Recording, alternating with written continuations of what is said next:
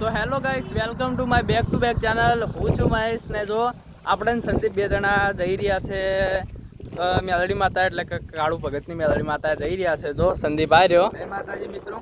અને આપણે જઈ રહ્યા છે તો સામે કેમ્પ છે, હોમે ધજાઓ દેખાય એટલે.